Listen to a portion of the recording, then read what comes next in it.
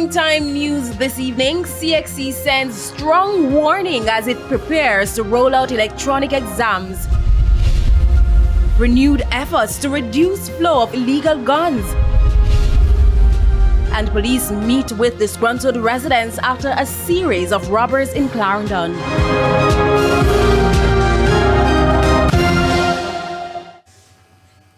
Good evening and welcome to Primetime News on air and online at onespotmedia.com. I'm Janella Precious. And I am Andrea Chisholm. Special welcome as well to our viewers on TVJ International in the Cayman Islands. Coming up, we have the business news. And Jermaine Brown is here with a preview of what's to come in sports.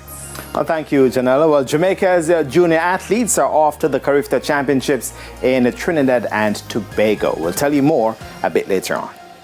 Thank you, Jermaine. There's also sports commentary, E-Prime, and weather in this newscast. But before the break, the feedback question. And this evening, we are asking, what are your thoughts on CXC's move to administer all examinations in the January sessions electronically? Share comments online, facebook.com/televisionjamaica, and post on X at TVJ News Center.